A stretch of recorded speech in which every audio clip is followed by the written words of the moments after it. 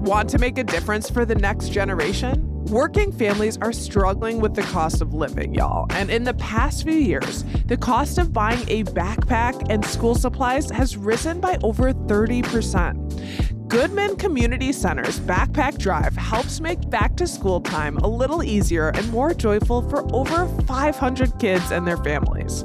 Right now, they're collecting backpacks and school supplies. Here's the call. Visit goodmancenter.org/backpackdrive to learn how you can buy supplies and drop them off, order online, or simply make a donation. Together, we can give kids a great start to their school year.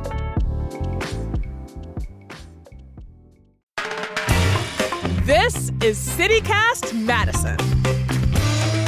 I'm Bianca Martin, and here's what Madison's talking about.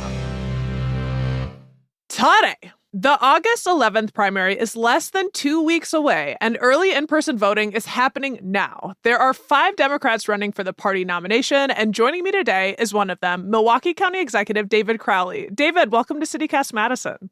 Well, so glad to be here. Thank you for inviting me. Yes, of course. So excited to talk to you. And let's just go ahead and start with the basics briefly. Why do you think you're the best candidate to be Wisconsin's next governor?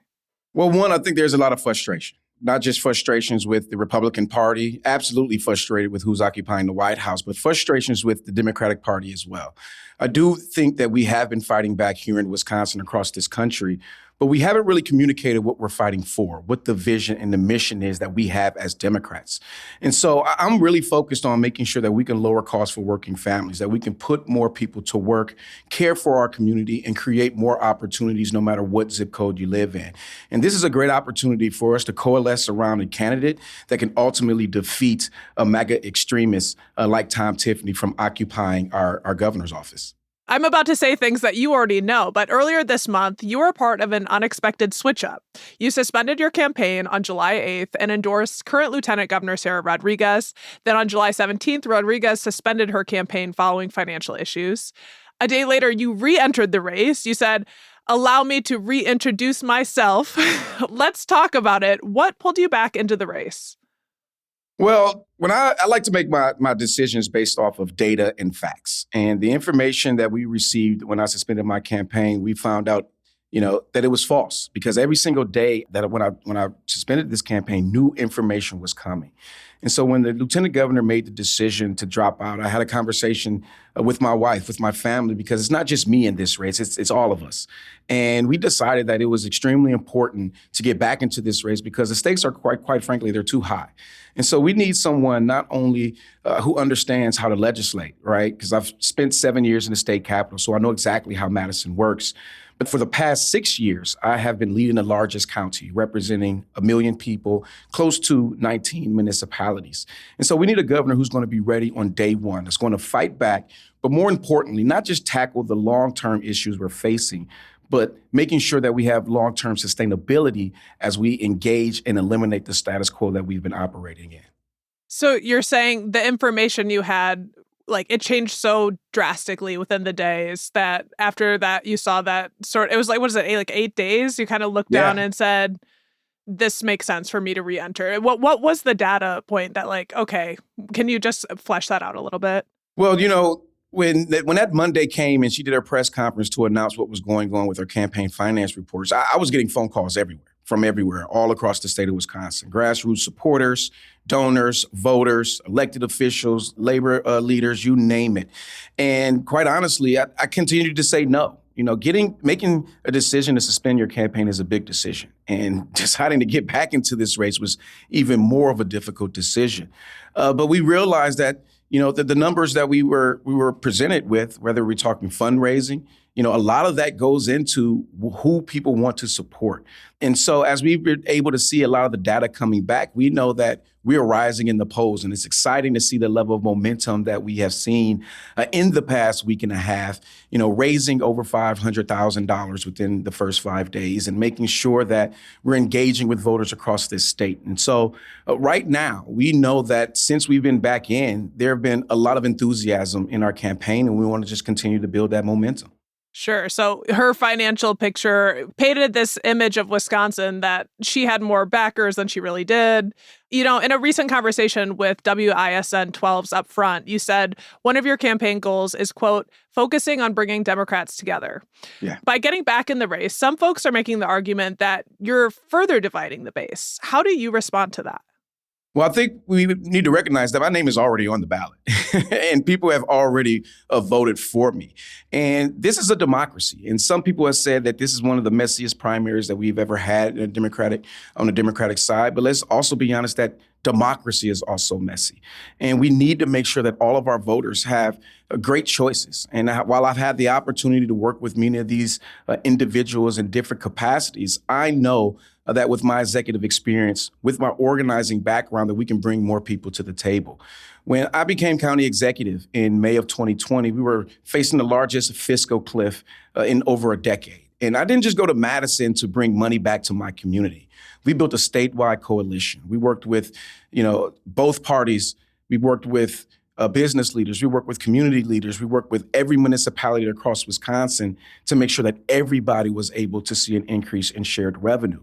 And that's the type of leadership that we need today. Someone who's going to hunker down, focus on the short-term wins and providing that relief for families across this state, but also making sure that we're focusing on being strategic and coming up with a plan so we don't have to continue to see the pendulum swing in each direction so drastically to where we don't have any more sustainability moving forward.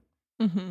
And folks listening to this conversation, they might be excited about you getting back in the race. They want you to be their person. We're pretty close to Election Day for the primary. And according to Wisconsin Watch, polls including Marquette University Law School, along with internal polling from both your and Mandela Barnes' campaign, show candidate Francesca Hong in the lead. Give it to me straight. How do you become the front runner at this point? Well, the front runner is actually undecided voters, right? I mean, you have 30 to 40% of the Democratic primary voters don't know who they're going to vote for. And so with the resources that we've been able to bring into this campaign through people as well, we know that just because I received the governor's endorsement and received mayor's endorsements across this state or labor unions, that this is going to be a cakewalk. I have to earn every single vote. And so it is our job to make sure that we are talking to these undecided voters and letting them know what we're putting on the table. But more importantly, we have to bring them along this journey, right? I was always told as an organizer, if you don't have a seat at the table, you're on the menu. In many communities, rural communities, students, seniors, young people, they feel like they've been on the menu for so long because we haven't asked them to lend their voices to the solutions that's going to impact them directly. And that's how we're going to not just become the front runner, that's how we're going to win in August, and that's how we're going to ultimately defeat Tom Tiffany in November. Wow, that is such a powerful quote. Ooh, I felt that in my heart. If you do not have a seat at that table, you are on the menu. And let's talk about the fact that, Governor Tony Evers has endorsed your campaign. That's a historic endorsement. And since then, you are being called the establishment candidate. Do you think that's a fair characterization of your campaign?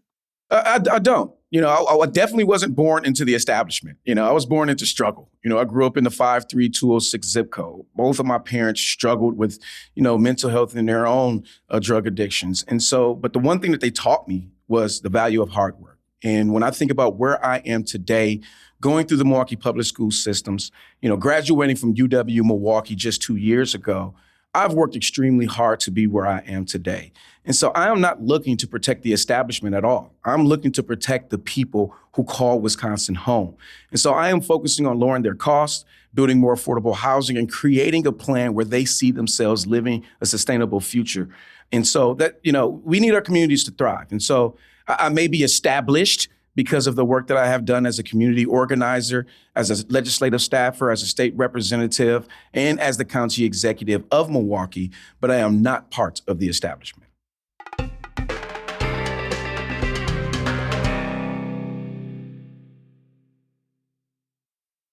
Well, let's dig deeper into your experience. You talked about that 7 years in the legislature. You served in the Wisconsin State Assembly from 2017 to 2020. How does that experience inform how you're thinking about the governorship and what your philosophy is on working across the political aisle to get things done? Well, before I was even, elected, I spent 4 years as a staffer in the state Senate. And if you think about it, The staffers is who actually gets the sausage made, right? It's not the elected officials per se, it's the staff. And so, I've done a lot of work to understand the process, the procedures, Robert's Rules of Order as a staffer to understand exactly how the legislature worked. And when I became a state representative, I was able to translate my staffer experience to a state rep. And it really brings to mind one of my favorite quotes by our former president, Teddy Roosevelt. He said, "No one cares what you know until they know how much you care." And what I realized as a staffer when I was able to be successful is that there's not a lot of relationship building that are happening between our state reps and our state senators because we're so divided politically. And so I made it a point as a state representative to actually build relationships. I had note cards with people's faces on one side, and then I had their names on the other side, and would quiz myself to know about them, know about their family, know about the communities they represent, because they're here for a reason, even though we may not agree on everything. And when I was able to build those relationships, it was just not an authentic relationship versus a transactional relationship. We were able to build trust. We were able to be transparent. And that made the policy-making process that much easier. It's still difficult, but it made it a little bit easier. And I think that contributed to our success, right? When I was a state representative, I remember sitting down with both Democratic and Republican leadership to pass the closing of Lincoln Hills. I helped usher that through, leading that cause. Can you share what Lincoln Hills is? Oh, Lincoln Hills is the juvenile prison that we have here in the state of Wisconsin. It's operated by the state. And the reason why I did that is because these young people, they need to be as close to home as possible, making sure they have access not just to their family, but to support systems that's going to be there while they're residents of the state. But I need to make sure that there's a smooth transition once they return back into society so we can continue to serve them and their families. And also as a county executive, when we were able to pass Act 12, that not only allowed us to have more revenue coming into Milwaukee County and doing pension reform, we increased more money to every city, every town, every village, every county in the state of Wisconsin, because it's about all of us. It's about making sure that when the tide rises, all the boats rise. And so we need to get back to the basics when it comes down to how we lead here in the state of Wisconsin. It's unfortunate that we have allowed Washington politics to actually creep up into what we have going on within Wisconsin. And so for me, those relationships, it means a lot because whether you are in Madison, Milwaukee, Eau Claire, Wausau, we're all facing the same problems when it comes down to the affordability crisis and being able to afford your own home, be able to put groceries on the table, being able to afford your utility bills and invest in our public schools. And so this is where we really need to, the rubber needs to hit the road at the end of the day to make sure that we're all rowing in the right direction. Yeah, let's talk about those issues. I mean, affordability, I don't know how many times I could say that phrase. It's just constant discussion because we're struggling. Everyone in the state, that is a clear through line. What do you think are the biggest issues facing Wisconsinites today, including affordability, and how you specifically would address them as governor? Affordability hits on so many different topics, right? It hits on housing, it hits on childcare, it hits on healthcare, it hits us at the gas pump, it hits us at the grocery store.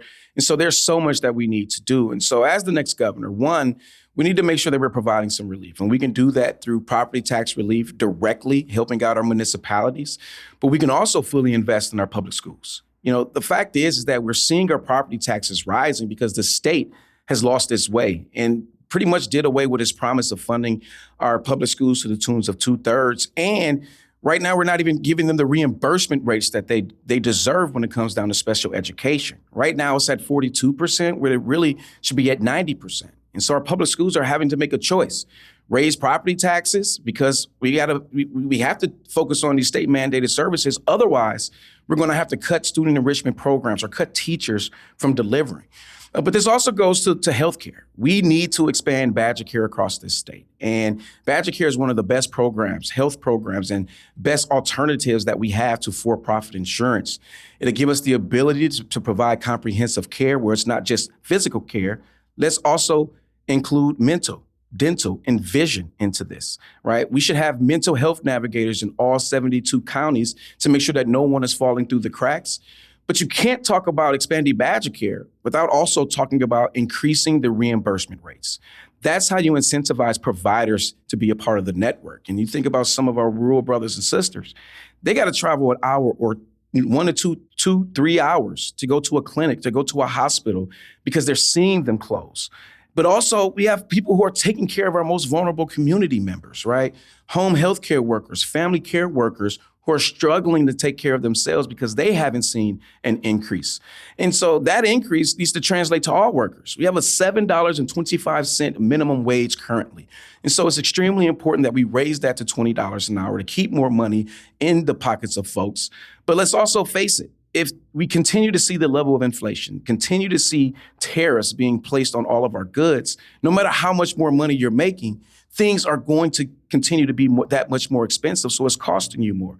And so we have to kind of burn this candlestick from both ends to make sure that we're meeting folks in the middle. And so that comes down to housing, that comes down to making sure that we repeal right to work for less, as well as Act 10. So we're actually benefiting union workers and our teachers as well. But there's so much more that we need to do when it comes down to enshrining workers' rights into our state constitution, which we have an obligation to do. Ooh, you got a lot of issues in there, David. You had a lot. That was very impressive. I do want to talk about data centers. That's another huge issue. So affordability is top of mind. Data centers is the talk of the state. You've been on record saying you do not support a moratorium on new data center construction in Wisconsin. You've touted the opportunities that projects like these can bring to the state in terms of job creation and economic growth. A recent Marquette poll, though, showed that 76% of registered voters believe the cost of data centers outweigh the benefits. What's your thinking on this issue? How do you contend with that information? That's quite a majority of folks.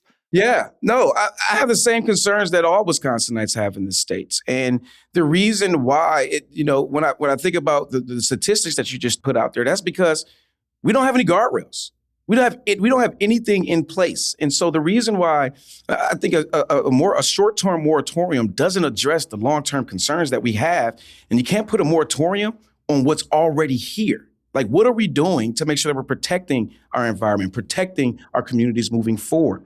And so when it comes down to these data centers, one, they need to pay their fair share. They need to pay full price for any energy use, pay full cost for any infrastructure or grid upgrades. And I call it the Beyonce approach. Bring your own new clean energy. They need to be focusing on bringing solar as well as wind energy and get as close to 100% renewable energy for these data centers. And I also think that they should be subsidizing all of our energy across the state of Wisconsin. And the way that we can do that is, when you open your utility bill, there's a focus on energy line. And those dollars that we pay into, they build the clean energy infrastructure we need in the state of Wisconsin to make sure it's cheaper and it's cleaner for all of our residents. And so there's only so many projects that we can actually invest in. So let's use the excess dollars to actually buy down the rates of everybody across the state, saving everybody even more money. And the fact is that they're already building, and the moratorium can't stop the buildings that are already being constructed. And so let's make sure, one, they're utilizing union labor. Let's make sure that we have prevailing wages on the books. Let's make sure we have project labor agreements as well as community benefit agreements. And those community benefit agreements, they shouldn't just satisfy the communities they're in. We should see these community benefits statewide because we're all going to be affected. Whether these data centers are in Michigan, Illinois, Minnesota, or anywhere in this country, we have to recognize that our clean air and water doesn't stop at the borders of Wisconsin. And so we need to make sure that we put guardrails in place and hold them accountable. But I also think that— But not a moratorium.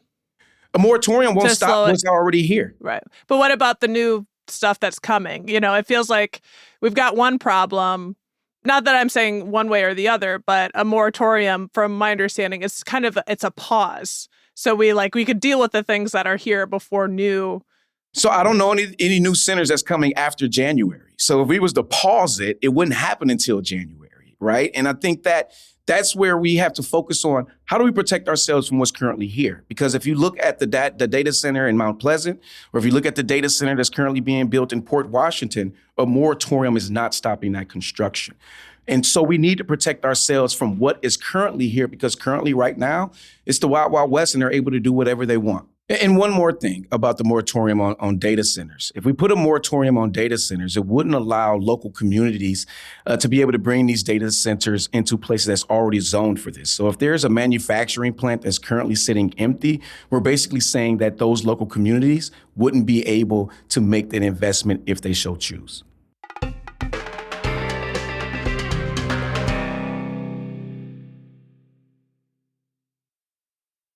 Let's talk about the big election here. So let's say that you are the winner of the primary. You move forward. Your likely opponent from the Republican side of the ticket would be frontrunner U.S. Representative Tom Tiffany. He's received the endorsement of President Donald Trump, and the party has corralled behind him.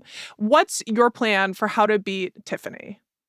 Well, one, it's talking about my experience, not just in the state legislature, but also as a county executive. I'm the only person in this race that not only served in a legislative capacity, but actually has experience running government. And that's a great contrast to you when you think about Tom Terrible Tiffany. That's what I call him, because he's been terrible, not just as a representative of this state when he served in the state legislature, but he's been absolutely terrible as well as a congressional member. He has voted 100% of the time with the Trump administration. And let's just face it, when he doesn't want to go against the Trump administration, he just skips out on these votes. He's not even showing up to actually represent the people that he represents. And so it's time for him to stop carrying the water of Donald Trump and carry the concerns of those that he represents. And so when I think about what the contrast could be, one, as county executive, we have built affordable housing, right? And in communities that never had affordable housing projects before. And because of our investments in Housing First, we have been recognized of having one of the lowest homeless counts per capita than any community in the United States. We've invested in the opioid epidemic to lower our overdose deaths, and we've done that by 40%. We delivered the largest property tax cut within Milwaukee County's history. And we've been able to bring people together to make sure that we're taking care of our most vulnerable populations. And so Can you dig into that a little bit more for us? Like, why do you think that Milwaukee is being a leader like this? You're sharing really impressive things, and I don't want to, just brush past that. Why do you think that Milwaukee has had that success with homelessness? Because that's a core issue for folks here in Madison, and it's just we're continuing to struggle with it, frankly. Well, one is it's personal. When I was growing up, I was evicted 3 times before I graduated. 15 years of my life, I moved every single year, and you can't ask anybody to focus on their health, focus on employment, focus on addiction when they don't know where they're going to lay their head down at night. And so, to be quite honest with you, we start bucking up against the status quo. We don't operate the same ways that we did in prior administrations. And so we do things differently. And so we have invested over $50 million in affordable housing. And if you include the eviction prevention program, close to about $100 million in total, because we want to take care of families, because a home is one of the most critical social determinants of health that anybody can have. And it doesn't just help us measure individual health, it helps us measure societal health. That's how you make sure that all the boats rise when the tide rise. And so we have incredible partners in folks like Senator Tammy Baldwin, Congresswoman Gwen Moore, who has helped us to leverage federal dollars to make these incredible investments. And it's not just affordable housing, right? We've also partnered with the Habitat for Humanity and a private developer. And we're finishing up 100 brand new homes for first-time homeowners. And we just entered into an agreement with the city of Oak Creek to build 50 brand new homes that will be affordable in perpetuity, which will actually be in the deed. So even when they sell these homes, it has to be sold at an affordable rate. And it's a workforce development component, because we partnered with Oak Creek High School to actually help build these homes, and those young people will now earn those skills. And so it's really about being creative, being innovative, because we can't continue to do the same thing we have done in previous years. Yeah, I appreciate us just taking a beat there, because I didn't want to move past it. I was like, that's really something to understand and how it would translate into the argument you're making, which is you are getting stuff done and being effective compared to what you're describing, the likely opponent, Tom Tiffany. And I did cut you off if you want to finish your answer, if you do win the primary, how you would effectively beat your opponent. Well, just because you receive endorsements, right, from the governor or from, elected officials and labor unions across this state, we have to continue to do the hard work. And so I'm going to continue to earn the votes. But we know that, we can bring not just Democrats, but there are Republicans, there are independents, there are people who don't care about politics, quite frankly, that is exhausted by MAGA. And I know that I can get those individuals on our side. When I ran for re-election back in 2024, I won my re-election with 85% of the vote. That wasn't just winning the city of Milwaukee. That was winning every municipality. And as you can imagine, that wasn't just Democrats. That was Republicans and independents alike. And that's why the Republican Party fear me the most in this race, because they know that we'll be able to build the winning coalition in order to defeat Tom Tiffany. Well, we like to have a little fun here on CityCast Madison, and it was really hard for me not to ask more about the Beyonce treatment, bringing the energy. But for our fun part of the conversation, everything has been fun and interesting to this point. But let's talk about your Wisconsin cred. Tell us the most Wisconsin thing about you, or just the most Wisconsin thing that you love. Oh, this is one of them questions that gets you in trouble when you just know you're running for governor and you're visiting all these different places. And now, why did you say us? But, the most Wisconsin thing about me is that I am an outdoorsman.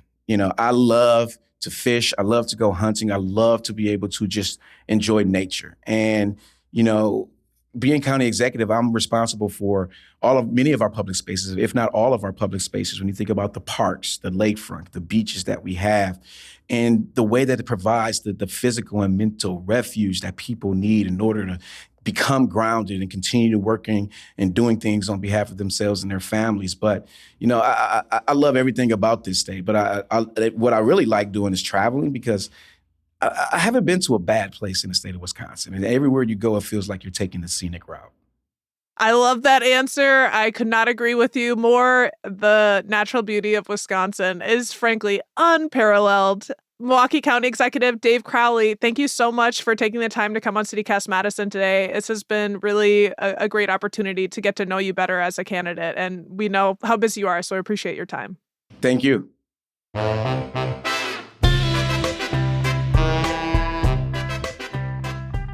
That's all for today here on CityCast Madison. I'm your host, Bianca Martin. Don't forget, you can support the show and get great perks by becoming a CityCast Madison neighbor at membership.citycast.fm/Madison. If you enjoyed today's show, why not share this episode with your favorite outdoorsman? All right, help spread the word about CityCast Madison. Share this episode out to all of your friends. And hey, we will be back tomorrow morning with more stories from around the city. Until then, take good care and thanks for listening.